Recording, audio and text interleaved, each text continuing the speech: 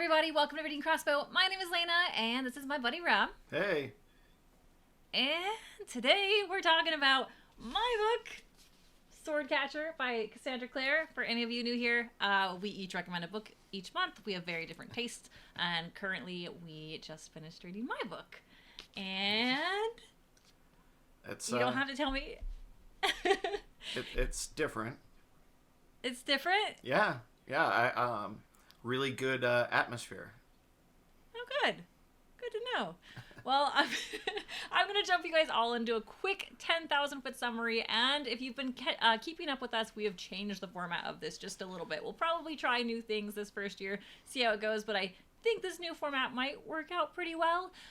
Basically, whoever recommended the book is going to interview the person who read the book, and that way we give you more of like a directed conversation about how the books went, get our readers' opinions, and then bring some chatter in between. I'm looking forward to hearing what you have to ask me. Well, I drew some parallels to a couple other books that I know you've read, so just quick little sneak peek there, and yeah, we'll see, Rob. All right, so quick, let's go into the 10,000 foot summary. This book is about an orphan boy named Cal who's saved from an orphanage, but only to be the sword catcher, or a body double, in dangerous situations for Prince Connor. He lives his whole life in the castle, stepping in for the prince whenever there's a dangerous situation. So he's also, in a sense, somewhat of a bodyguard. They live in the city of Castellane, and Castellane is one of many kingdoms in a world post-magic. There used to be lots of magic in this world, and that time is referred to as a time of sorcerers and kings. And that story in this book is actually told as somewhat of a secondary story, because you get little snippets of it at the beginning of each chapter. So you kind of get two stories in this book. With the removal of magic, the world is now ruled by regular kings and queens, but some magic does exist for the purpose of medicine, only practiced by the Ashgar, which is where another character named Lynn comes in. She's basically a doctor in this kingdom, but the Ashgar are looked down upon and live basically in what's like a concentration camp, and the people are confined to those borders. So the story largely takes place at a time when Prince Connor is about to get married. So lots of political ties are tested both outside the kingdom and inside the kingdom. But inside the kingdom, the political ties are tested through an organized crime web led by the Rag Picker King. So Connor's life is often in jeopardy, and that's how these three characters come together. Because Kel gets hurt doing his job, Lynn steps in, and the story unfolds from there.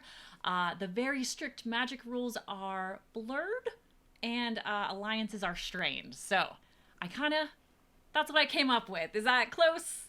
Yeah, that's pretty much exactly right on point for what happens. I think the concentration camp was a bit harsh.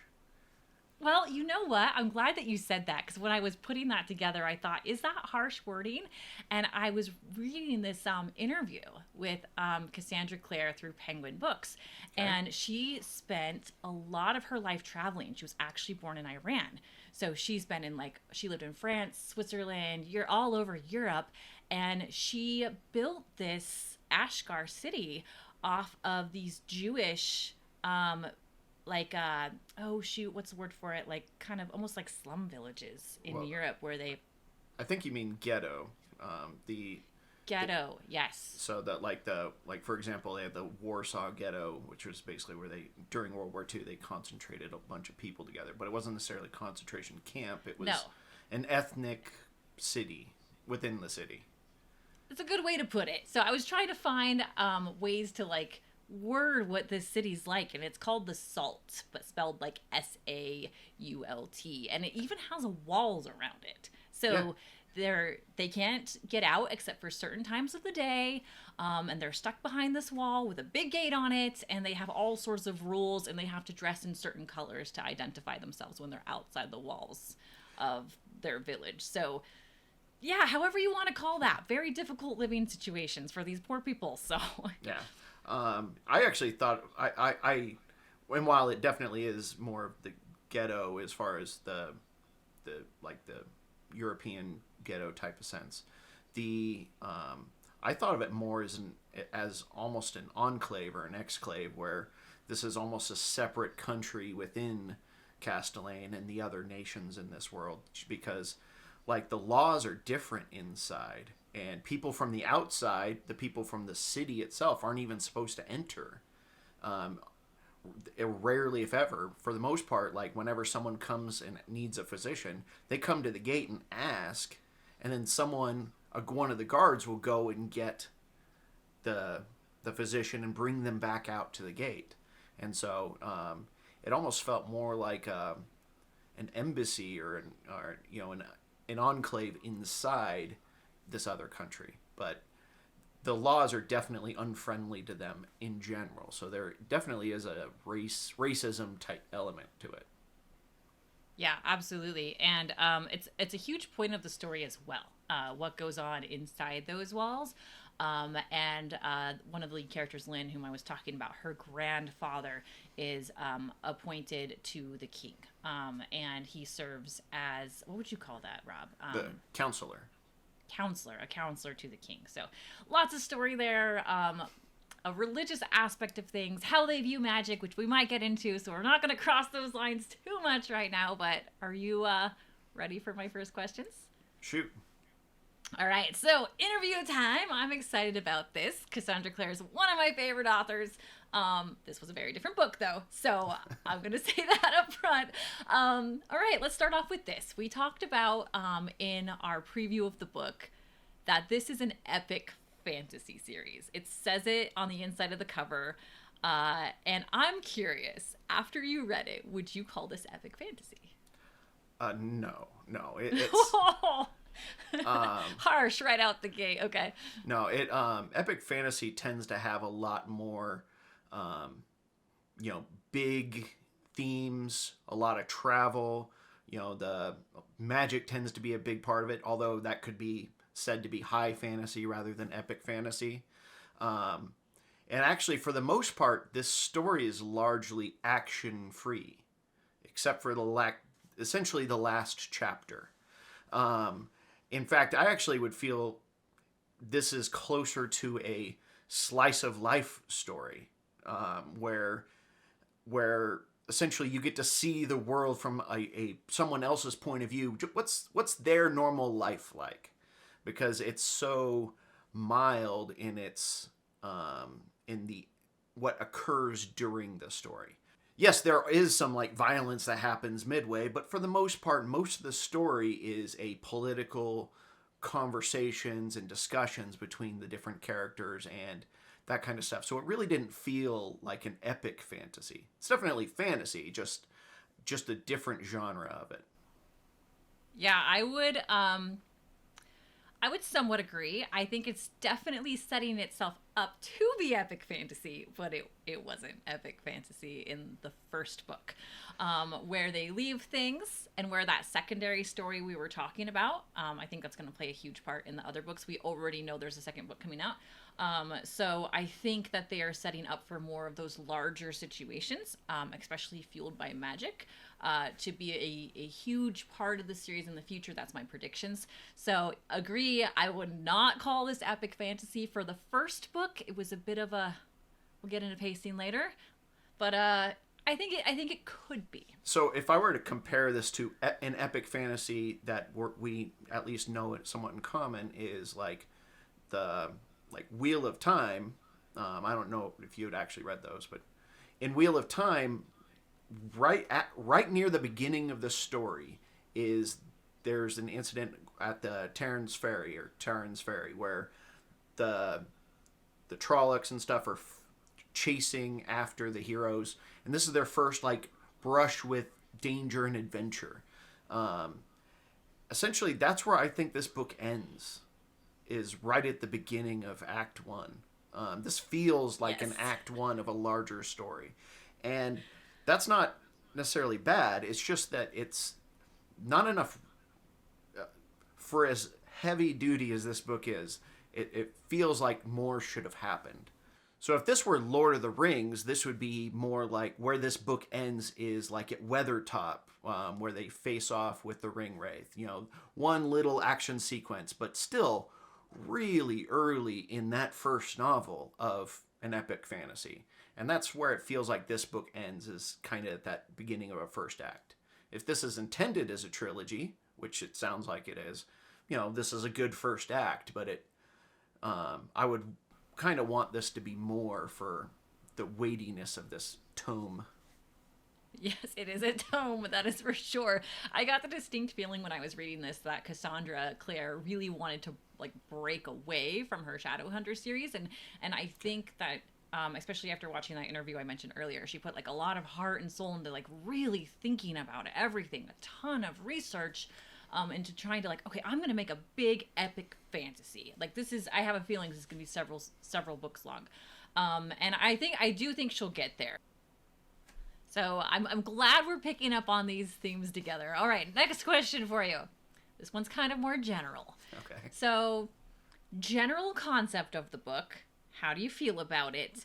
And then was there a spot in the book where it lost you, where you're like, nope?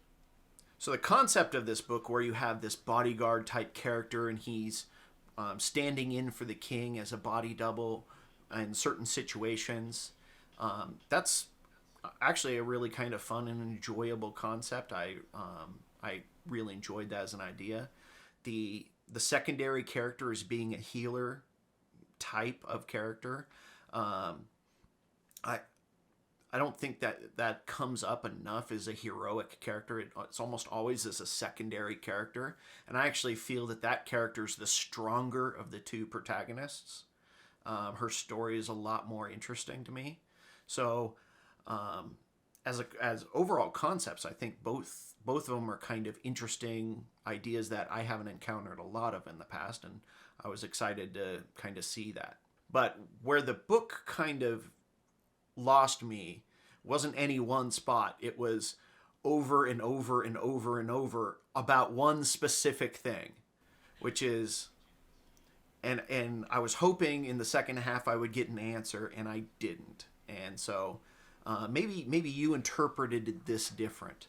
But in the prologue, so before chapter 1, one of the ways they get the sword catcher to stand in for the prince is he puts on this necklace. And this necklace basically has an illusion type of effect where people who see that person will see him as the prince. It doesn't actually change him. It's not like, you know, magical facelift or anything like that. It doesn't even project an illusion. It's all in the mind. In like Dungeons and Dragons, you'd call these phantasms rather than illusions. But it's all in the head. But they say specifically, and this is very specifically, that people who know the wearer will not be tricked by the illusion. They'll see right through it. But anyone who doesn't know the wielder of the necklace will be completely fooled. I have no idea how no one doesn't know that he is the sword catcher or that he's constantly stepping in for the prince. Because over and over throughout the whole book, they're constantly saying, or they're shocked or scared that people will figure out that the sword catcher is a thing and he's been this body double, and they're very afraid of that getting out, word of that getting out. And it's like, have no one ever, like, he has a whole circle of friends within the nobility, and none of them have ever gone to a speech or a dinner where he stepped in. So is it as simple as I'm assuming that knowing someone is being friendly, or does the fact that he has a fake name that he uses in his cover identity, is that enough to cause it? Or where do we draw this line? And obviously the line has to be drawn, but every single time this came out throughout the whole book, I was constantly distracted by, how do they not know? I'm trying not to laugh, but like I wondered this too, and I do have some ideas. But like, I also thought like, there's no way, because one of the prominent secondary characters, she sees him. She's in that prologue. And so I think it said something along the lines of like, if they didn't know you or didn't know you well, you know, that they could still, I think there's like a couple lines that says they might like turn their eyes a little bit, like might be curious. But then also, without being too spoilery, there is a section, I mentioned this in the 10,000 foot summary, where they all kind of converge and meet each other. And Lynn, the doctor, basically takes a look at that talisman, and she recognizes the magic, because they are allowed to use that type of magic in the Ashkar camp. And she's overwhelmed by the complicated series of geometry that she sees. And it looks, I think she mentions it looks kind of layered. I think he's added to it over time. And then in this moment, she says, like, what did you do? And she says it in a way that's like, he has somehow harmed Kel's life, or made harmful changes to Kel, but it's not spoke about. And then also throughout the book, Kel mentions that over time his eyes have changed. Over time, some features of his face have changed. So I think there's more at work here than just the initial talisman. It's not just it sounds like it's not just an illusion at this point, because his eyes have changed color. They're almost like exactly the same size and height and build, despite the fact that they're essentially strangers at 10 years old, and there's no way you could predict what someone's going to look like as an adult, especially because Kel's an orphan. So it's not like you could look at his parents and be like, well, his parents kind of look like him, or look like the king and queen, so therefore, you know, there'll be some passing resemblance. It's like, no. But I don't know. That part just, I don't know. I found that very frustrating as I read the book. That was like, how do people not know? I agree, but I think, as I mentioned, there was a time when there was lots of magic. If I had to call shots on like next books, I think this talisman had a big effect on his body. Okay. So I don't know, but yes, I agree that's a good thing to, you know, where did it lose you? Maybe it didn't lose you, but it certainly bugged you, because it made me think too, like, what? There's no way. I honestly went back to that prologue multiple times and be like, am I misremembering this? This can't be this. And no, I wasn't. All right, so what was a standout character for you, and why? So the character that stood out kind of the most to me is actually the second protagonist that we haven't talked as much about, which is Lynn Castor, and she's the Ashkar physician. I found her character to be the most interesting because she actually has the most agency in this story of pretty much almost everyone. Almost everyone is kind of hemmed in by their class or their position in life. And while she almost has the same pressures being put upon her, she's actually shows the most agency by saying, nope, I don't care about that rule, or I'm going to ignore this social norm.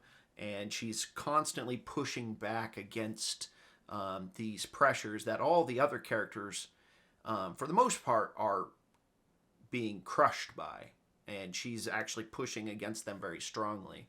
And I found her story to be the most interesting part of the story. What about you? Well, I would agree.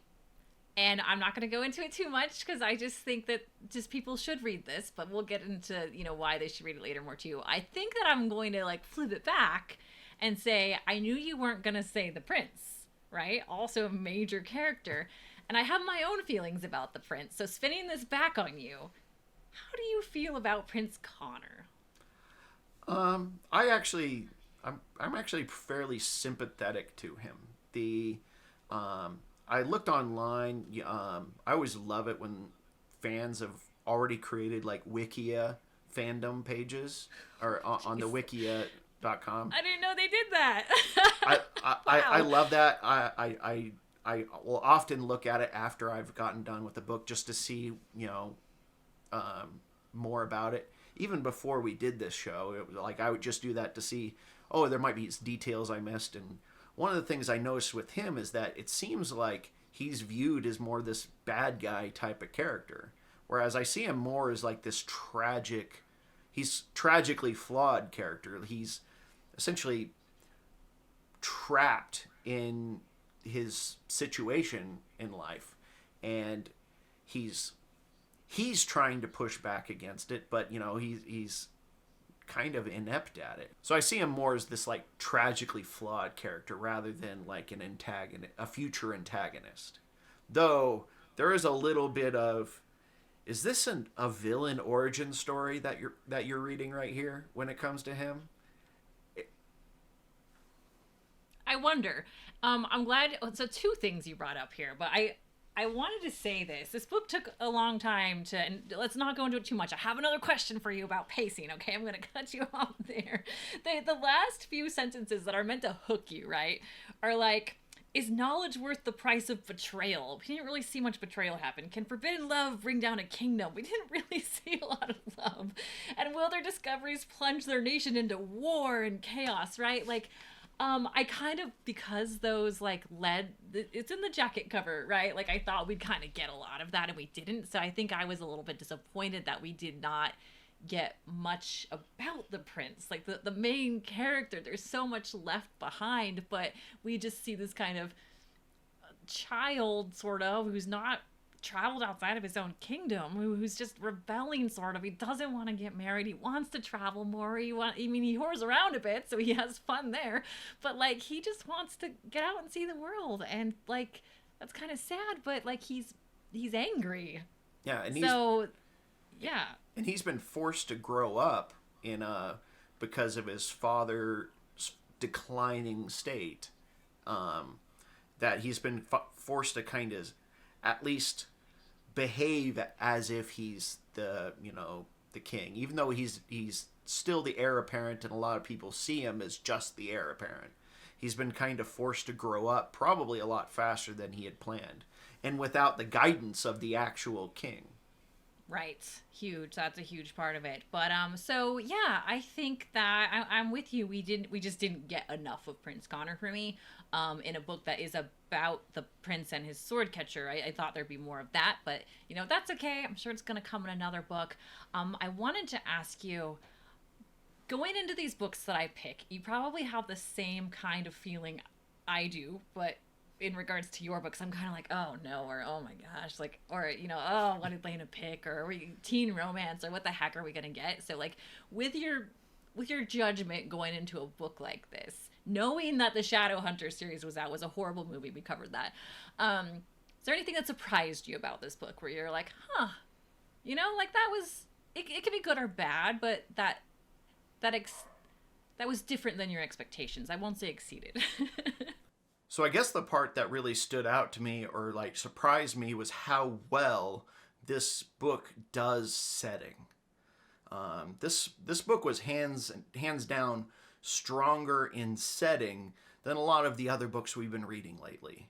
So, for example, a lot of the books we read, they tend to have like, oh, here's the protagonist kingdom, and here's the bad guy's kingdom, the antagonist kingdom, and that's all that really exists in the world. There may be other things, but they're outside of the scope of this story.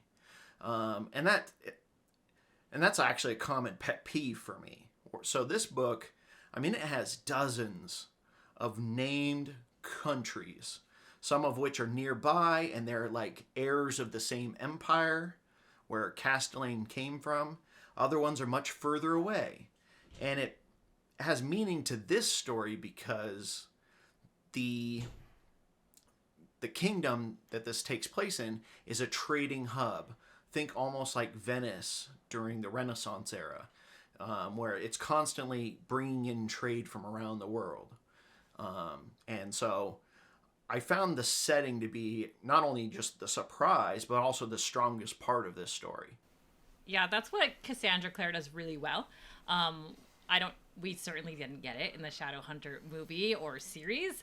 But in the books, we have, two worlds with the human world and then everything we can't see, which exists simultaneously in our worlds. We just can't see it in the Shadowhunter series. And the worlds, the human one, and all the different locations that they go to, from fortune-telling gypsy houses to like vampire lairs to her school to where she paints to coffee houses to inside those, and we get that in this world too, which I'm really glad she was kind of true to her writing style. She's a really really great world builder, and one of the things I really liked too that she talked about was like the charters in this book too. Not only do these families have all these different settings and all these different kingdoms, but we also learned a lot about their system on how it's monetized, which I think is going to be very important later with likely house wars. We got a little bit of that in the book. So these charters control silk trade, lumber, dyes, ceramics, all sorts of things. And so I thought that was really cool too. So I'm really glad that you got to see a little bit of how she builds worlds. What did you think about the magic system?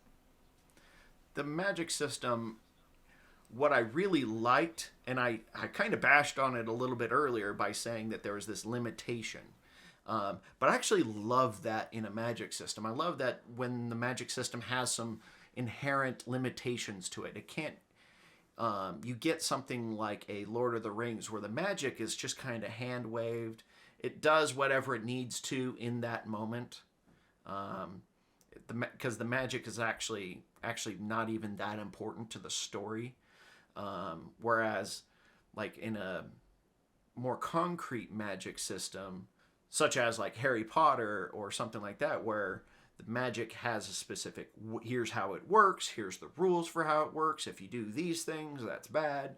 So I like that about this one, because this one, the magic is essentially extremely weak. It's very minor powers, but like in the example of the necklace, it can only affect people in this way. It's not supposed to physically change Cal, or it's not even projecting an illusion. It's a mind effect. Like it causes people just to assume he's the prince, and it doesn't work if you know him well.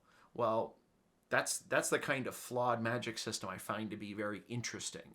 But by nature of the weak magic in this world, I feel like we just didn't get to learn enough about it.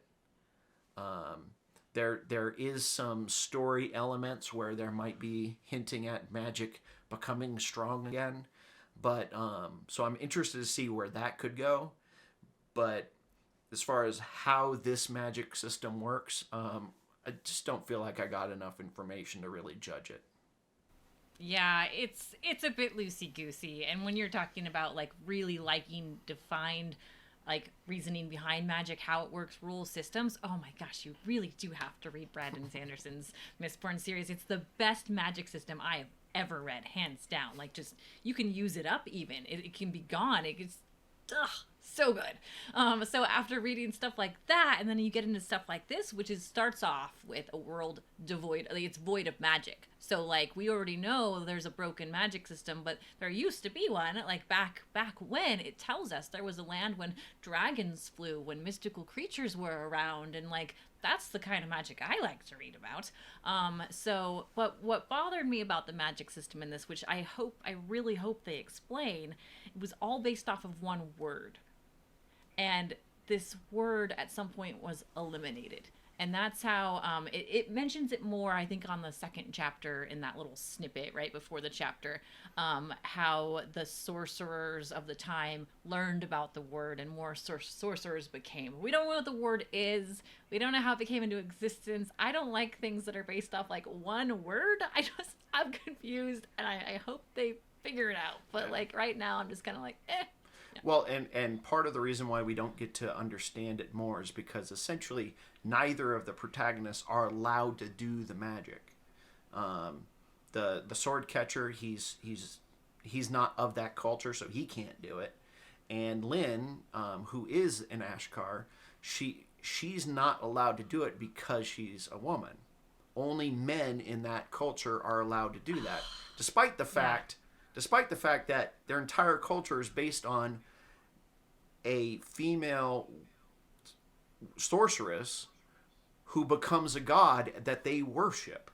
And so it's a weird sexist practice that they don't allow women to practice this magic. They can use the they can use the magical tokens and stuff, and that's what she does in her physician's practice. But because she's not allowed to cast magic herself, that's why we don't have a good view on how the magic system works. And so there's still some hope for maybe that situation changing as the books go forward, and magic might be coming back. But it's not something we get to see a lot of in this setting so far. I'm so glad you said that. You just made my mind go, because like we didn't mention that she's not even supposed to practice it, but she got an exception. But because she's female, she can't go into the libraries. So there's these whole books of magic she can't even read. All right, we've reached one of my favorite questions. Okay. Which is the George R. Martin quote that we talked about in our, sneak peek of the books we're reading this month. He says, and this is abbreviated, by the way. I found out the quote is actually much longer and it's much nicer. So this is just a snippet. But expert world building, swordplay, and politics, a colorful cast of characters, and a story that kept me reading from the first page to the last. Do you feel like he got it right? I'm not going to object to any of the points of what he said. I think what he said was fine. He's being very friendly with those words as far as like action packed and that kind of thing. But I wouldn't object to anything he said there. I think it's fine. What about you? Do you have any strong? Yeah. I think there's two very George R. Martin moments. I know we can't go into too much. I'll just give some. I think I know why he said that. And I think it's in the very, very last bit. Like you said, like the last 100 pages of this book, in my opinion, are pretty fantastic. Are pretty much like a movie would play out. And I texted you, actually. We'll pull this up on the screen. Let me get this. I'm 200 pages into my book choice and bored out of my mind. I was actually really only like 188, 187. I can't remember exactly, but I just rounded up. And then you texted me back like, and I'm not going to say what you texted back, but then I read like 2 more pages. That's it. I was like 2 more pages and like, well, that got better. Wow. So I think there's 2 very interesting George R. Martin moments that might make that quote happen. And one is a very interesting, very erotic party. So erotic parties happen. Not sure what you thought about that scene. I thought it was very interesting. I think he would have loved that based on how much sex he writes in his books. And also, I think I can say this, Rob. I think it's going to be okay. Red Wedding. Can we say Red Wedding? There's definitely some similarities, but that maybe George R. R. Martin, definitely latched onto and really liked. And that's why he made, such a very strong, positive review. Those are also probably some of the strongest points in this book as far as the narrative is concerned.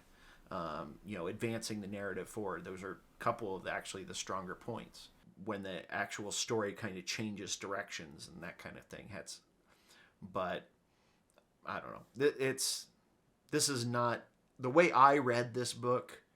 Is those were not actually the kind of important bits, because I was seeing this, like I said, where you're learning about these characters in this world and just kind of seeing what their life and situation is like as you were going through this story. And that's not what was advertised like at all.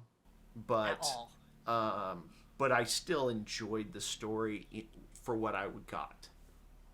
Yeah. Those last 100 pages, that red wedding, that erotic party, like to me, when I read the book cover, that was what I was strapping my seatbelt in for. I was ready for those things. We didn't get very much of them, but those are very, very appealing parts of the book. If you like swordplay and adventure and, who's who and craziness that I expected would happen from like body doubles in a book. So kind of cool. I'm glad we got there. And I'm looking forward to where she takes it next. But this moves us on to crossbows and maps. I'm going to save more time for the map and just say not a lot of crossbows. There wasn't crossbow action. It's mentioned like twice. But it's the most fundamental scene in the book is basically the last chapter. Like, the crossbow does play a crazy important role in that chapter. Yep. So it definitely, and it's actually hinted at in the first chapter as what the first time Kel needs to kind of step in the modern day, step in for the prince is because they found someone that had a crossbow. And so there are some mentions of crossbows, so that was a good change from our recent crossbow list books. Yes, yeah. This happens at page 584 in this particular version. So I marked it down. So for all of you, and page 48. So page 48, page 584 in this version. And yeah, the crossbow, as Rob said, does play a very interesting moment. Not as interesting, I think, as perhaps in the Poppy Wars when we had that kind of moment of like a main character moment and someone was a father-like figure. But yeah, decent. What would you rate our crossbows at? They're solidly had an impact in the story. Showed up at both beginning and end. I'd say it's a 4. It's not. Ooh, okay. I'm being generous, maybe. I had it at a 3, but it is really cool parts. I didn't think about that the first time when he is really like needed to be the body double. It's because they saw a crossbow in the crowd. So that is pretty cool. Yeah, you're probably more spot on, but. Nah, 3. I'll still keep it 3. But you did mention right there that about versions of the book, because if you notice, my book is quite a bit different. It's a lot more red than gold, whereas yours is the opposite. I know, my shiny crow syndrome. You did get a special edition. Yeah. It's the Barnes & Noble edition, because I did. tried to figure out why mine, because yours even comes with a poster.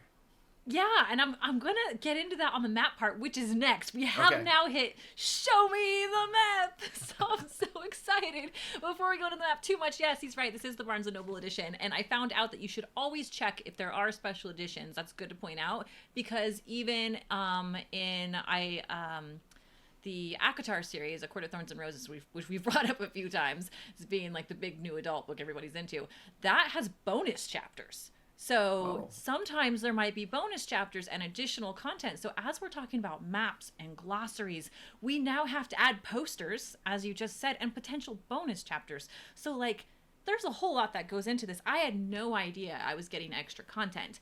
And so those of you who've been watching, if you made it this far, awesome. You're going to see a bunch of art that made it through into this video. And that's because Cassandra Clare is very good at commissioning artist. It's one of the things I love about her. So if you go to her Instagram, especially for the Shadowhunter series, she commissions beautiful art of all of her characters. Now there's fan art too, but there's art where she commissions it. She has the rendering sent. Like she creates not only the world and beautiful storytelling, but she gives you what she thinks they should look like too.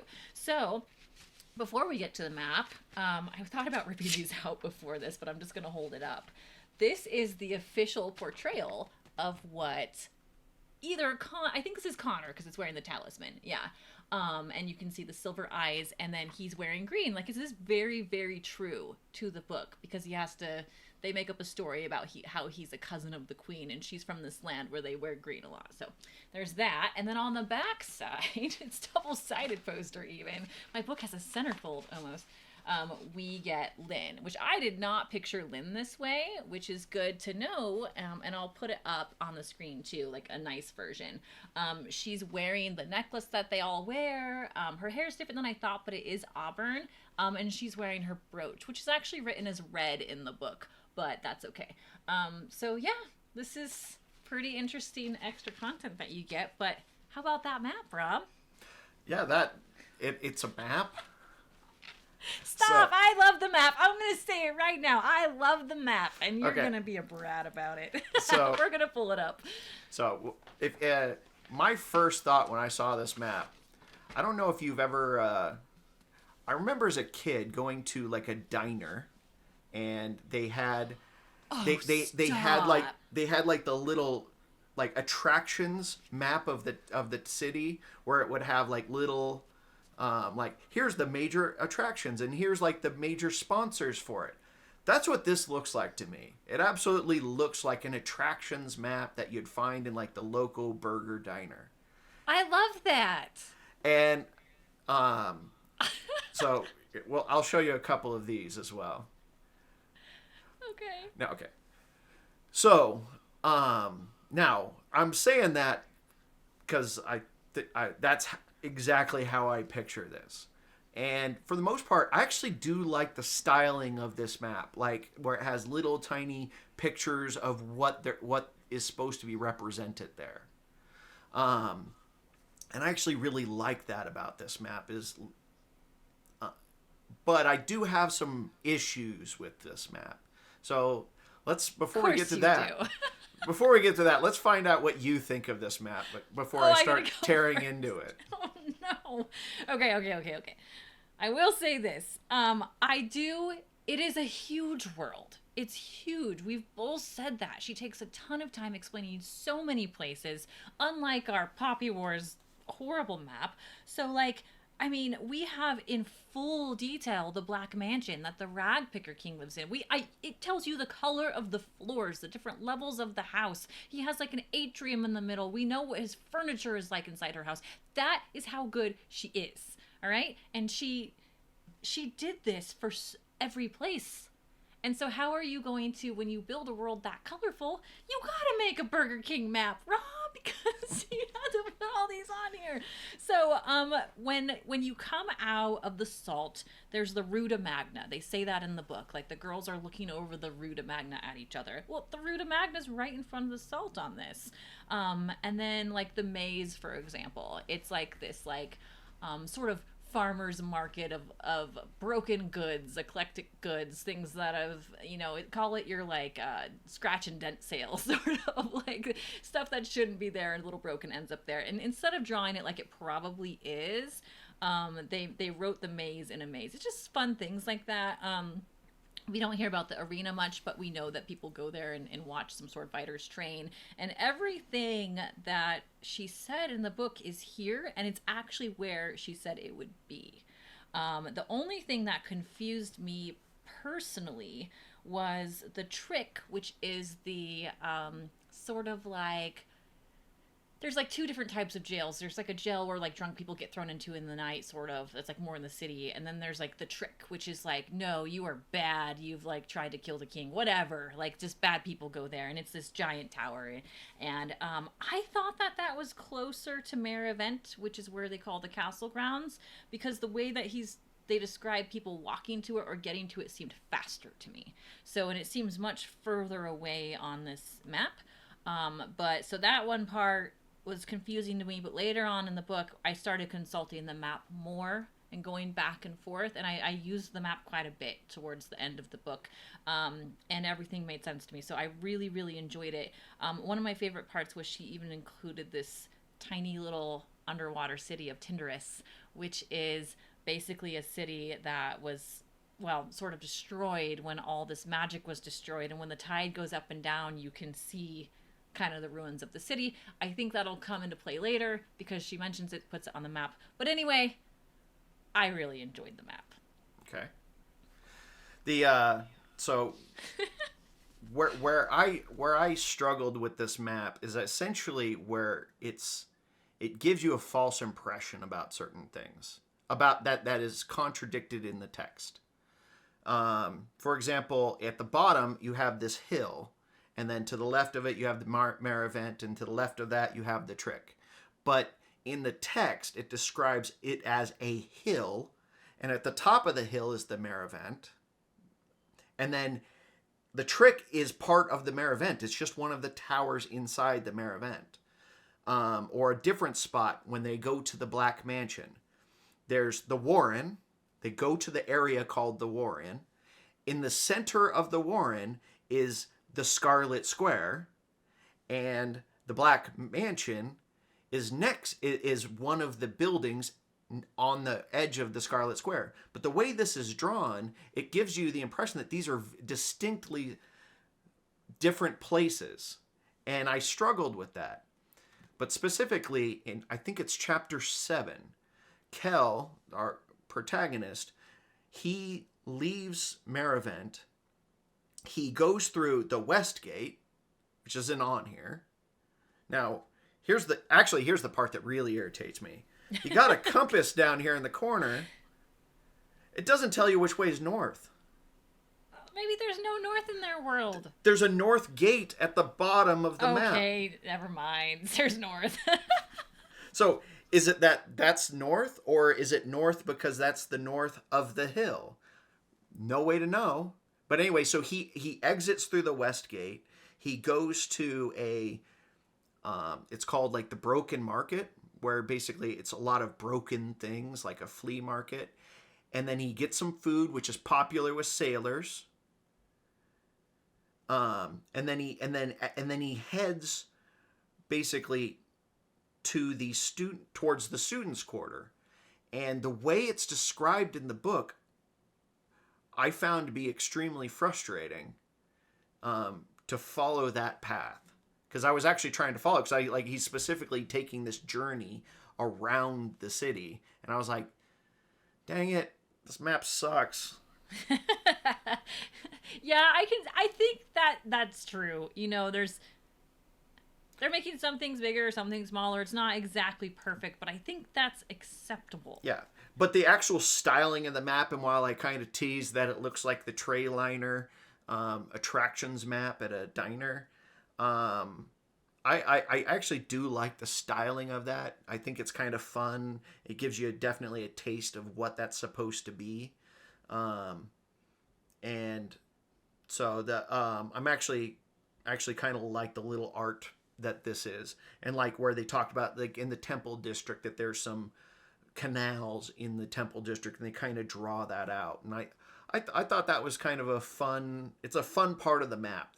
Where, like I said, where I draw the line with the map is that it definitely gives some false impressions of relative scale or distance or where things are, because like the whole hill doesn't line up with the text, where the Black Mansion doesn't really line up. The Salt, it says it's on the Ruta Magna, but a different chapter says the street outside the gate is the Southwestern Road,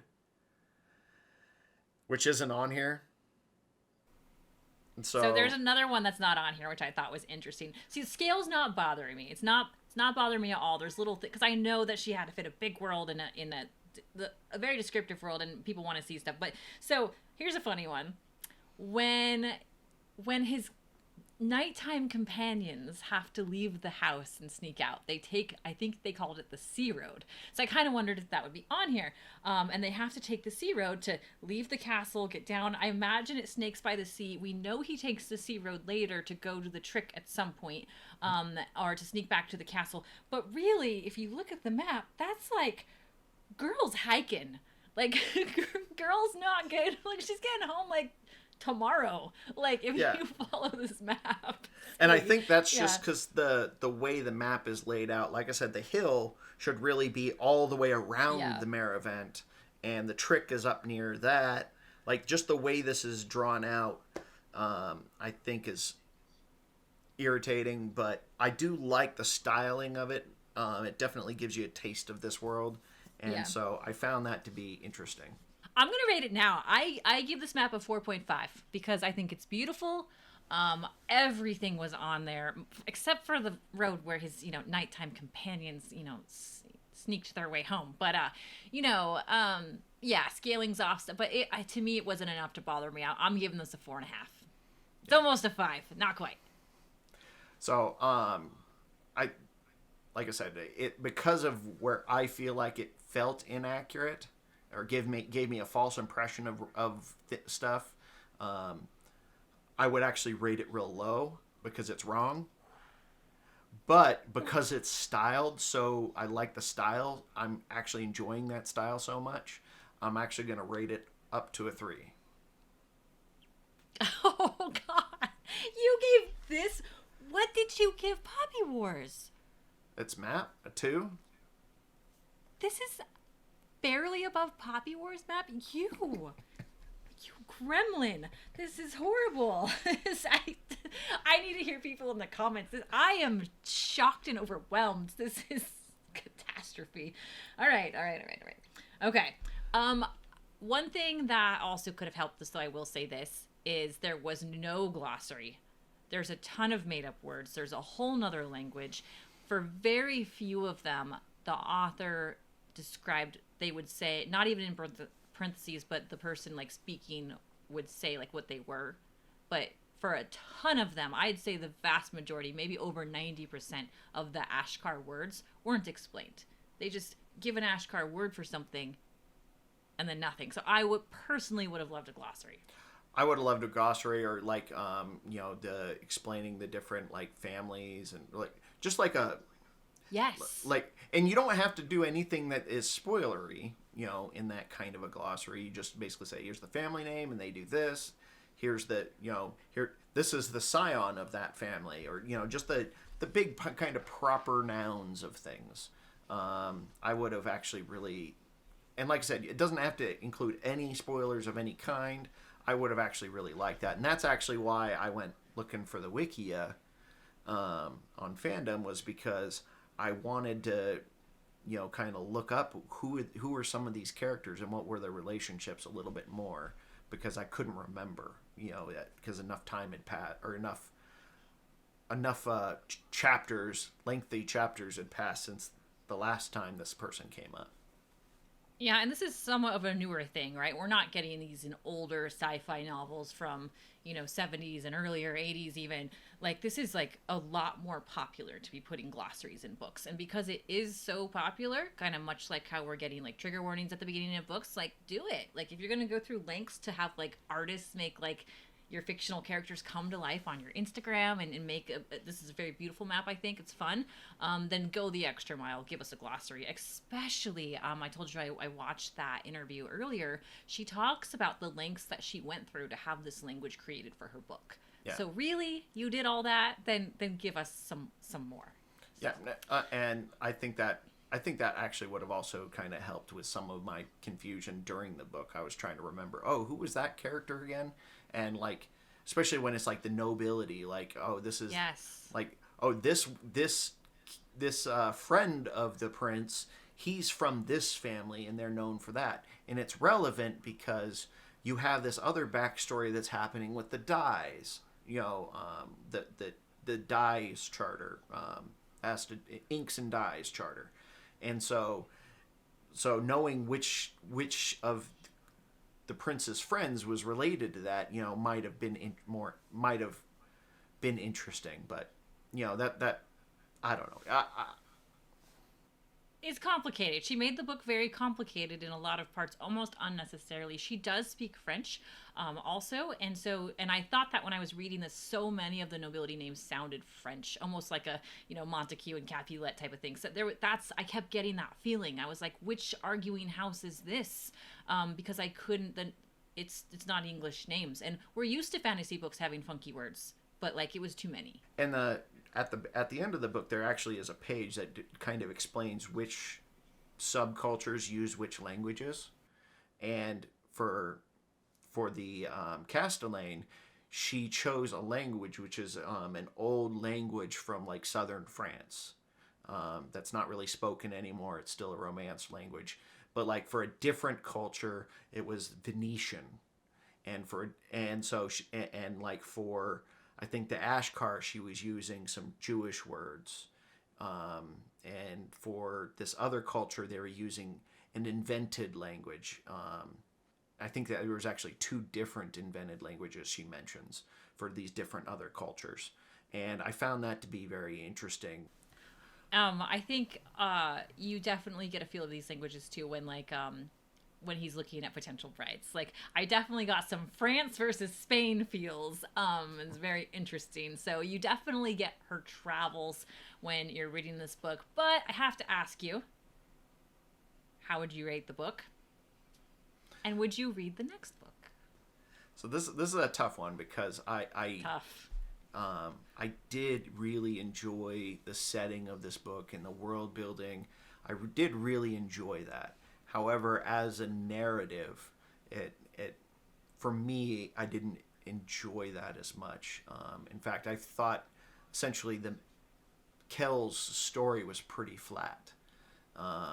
The Lynn's story was a lot more interesting, but one of the reasons why I said that I didn't feel like the story, it feels like a slice of life or like the very, very beginning of a larger novel, is there's almost no character growth in this story.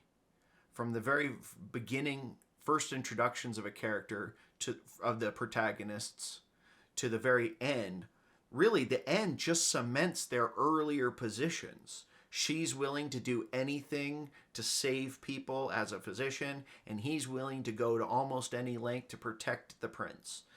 It just cements their positions. They don't really grow throughout the course of the story. And that's why it doesn't feel like a full, complete story. It feels like this is the slice of life and you're just getting a window into these people's world for a little bit. Would I be interested in reading more? I mean, I don't know if, like a 6-pack bribe might help me try the next book. Well, it's not coming out until March of 2025. And we know the title. It's the Rag Picker King. Yeah. So I don't know if that changes things.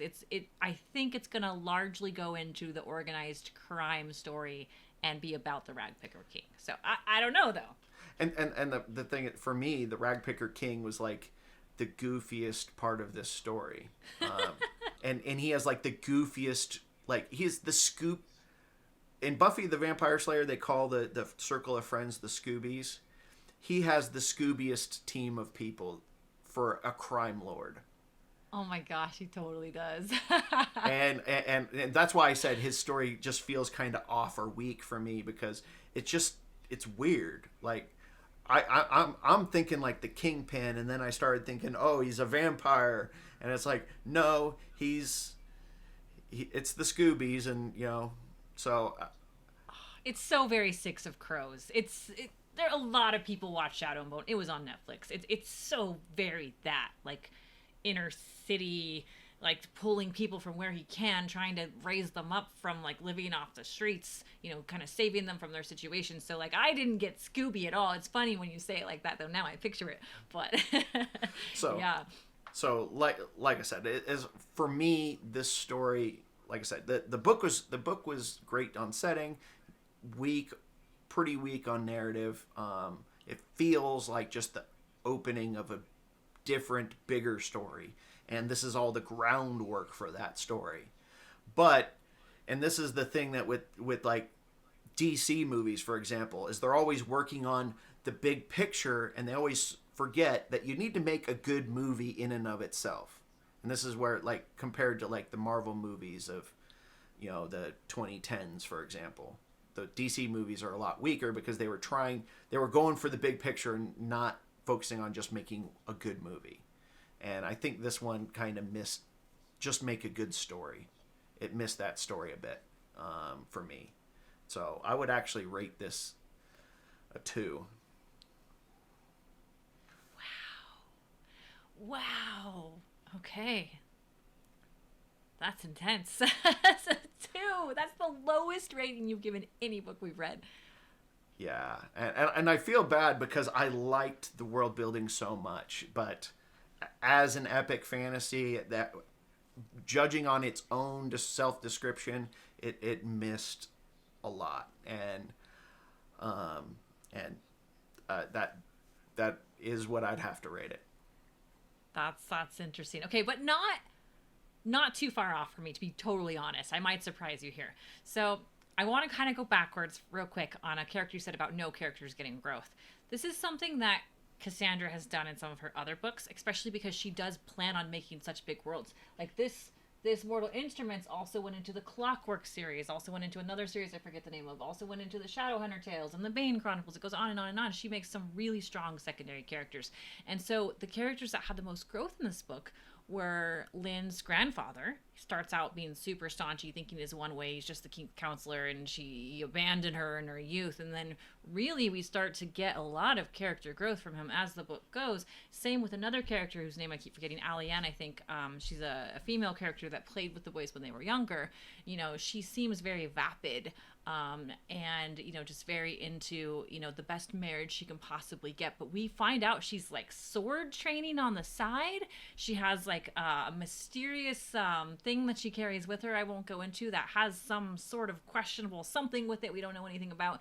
And she has a very complicated connection towards the other charters, and I think she's making a sly move to position herself very well, and she might not only be relying on marriage. It's very interesting. So to me, those two characters have a lot going on, and having read her before, I see it being these things out to the side. So I'm a bit more patient with the author. When I read the first book in the Shadowhunter series, I didn't think it was that deep either. I thought it was just a fun read. Why not? I love to sit outside and read. And like I would just waste an afternoon. It's an afternoon book. Why not?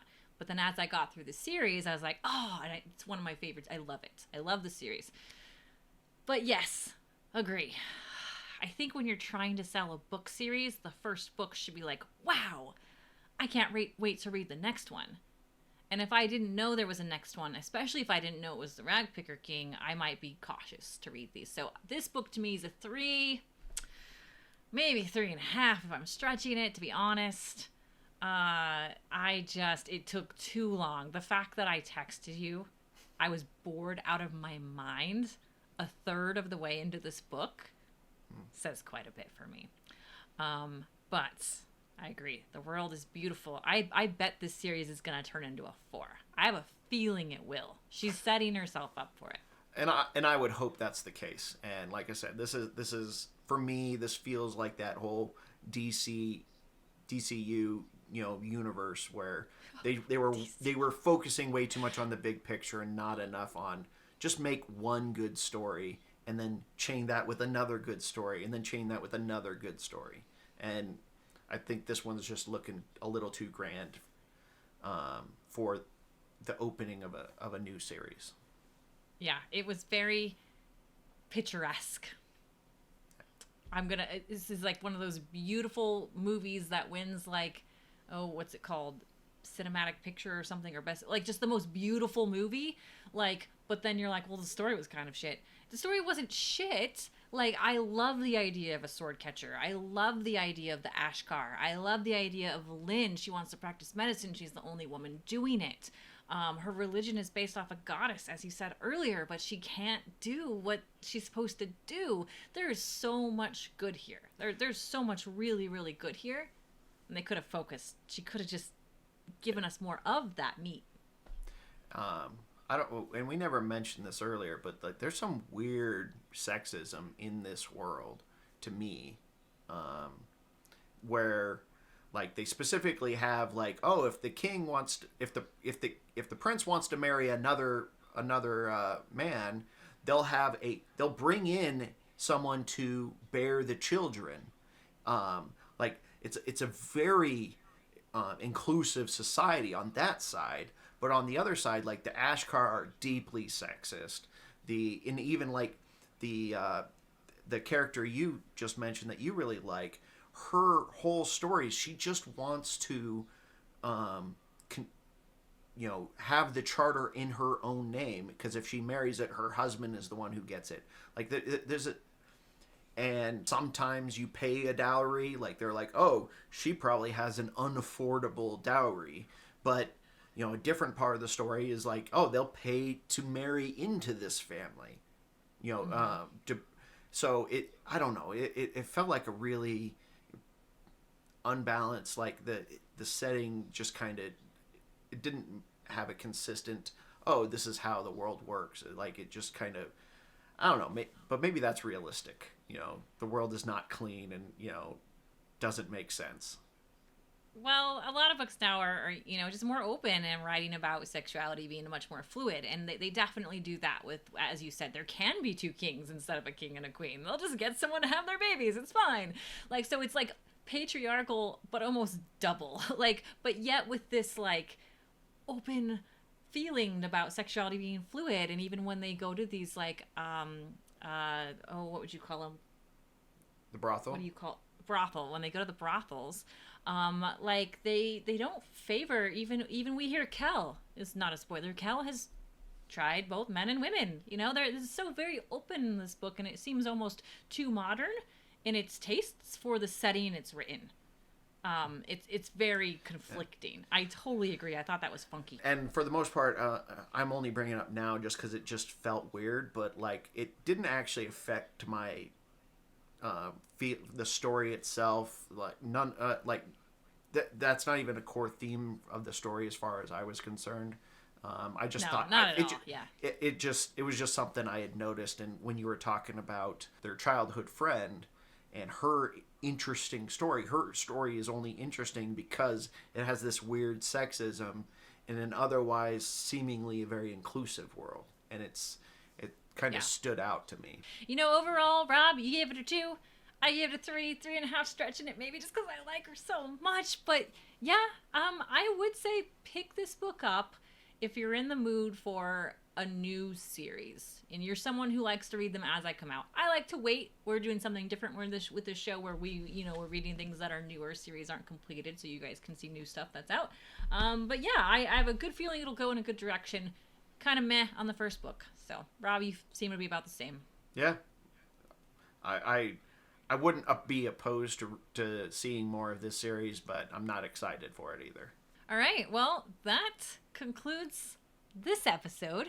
I hope you guys liked it. Our next book is The Book That Wouldn't Burn. So the next episode you're going to have is me giving my halfway on this book. So very different. I have a feeling it's not going to be about anything like we just read. So make sure to tune in for that. Join in on the Discord if you want to discuss Cassandra Clare's book more, Swordcatcher. So make sure to tune in for the next one, because if you don't, I have an idea here. Rob, you mentioned a 6-pack earlier. I think that we get all of us together, grab a couple 6-packs because we'll need them, and we watch the Shadowhunter movie. See you guys next time. All right. See ya.